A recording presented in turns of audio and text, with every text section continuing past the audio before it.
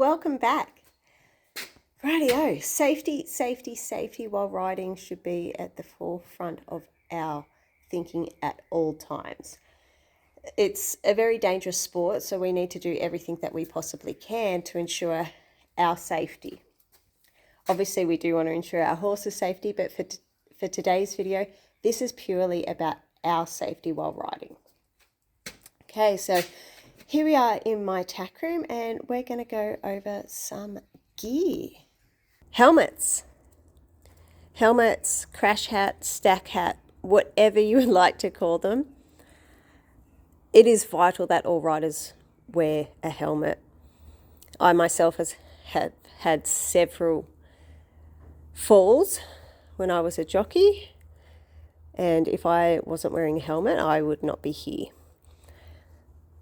It is absolutely vital that we wear a helmet every single time we hop up on the horse.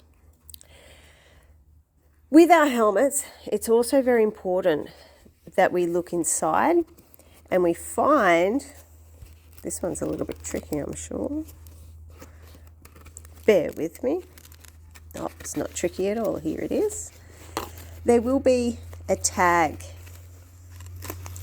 in here. Okay, finally have the tag out. So we can see the manufacture date. We always want our helmets to stay within 5 years of our manufacture date.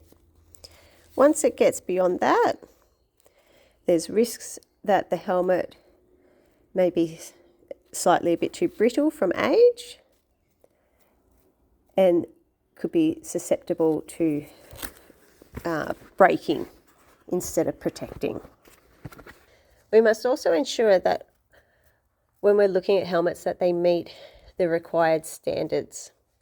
So in Australia, there's quite a few different varieties of helmets, and it's important to know which one to look out for.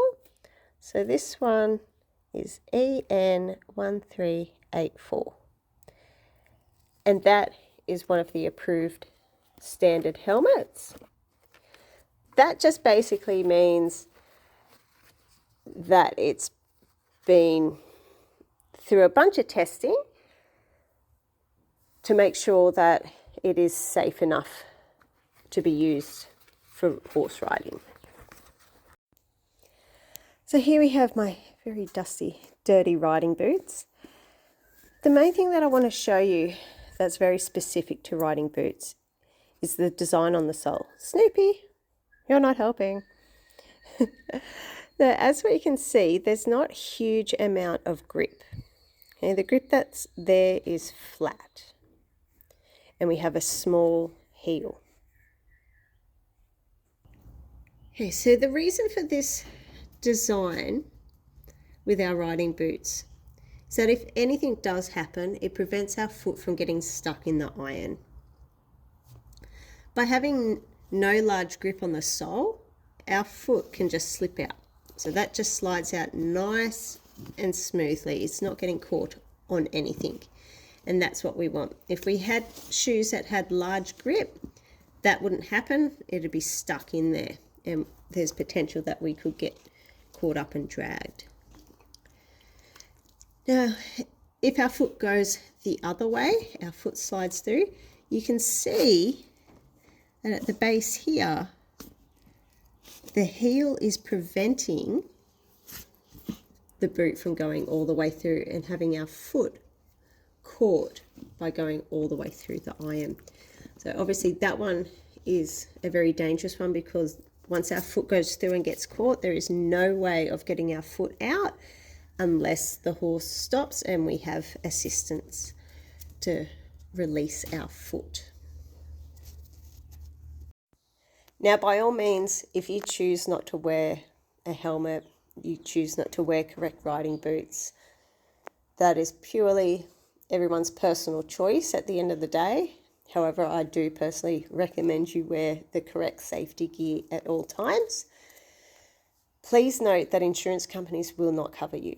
So even if you do decide, okay, yeah, I'll wear a helmet, and my neighbour's got one, it's been in the shed for 20 odd years, but I'll grab that one, I don't have to buy a new one. your insurance company will not cover you because it's too old, it's most likely not the correct Australian standard, and you avoid any insurance. It's best to always make sure that you have your safety gear up to date and in order.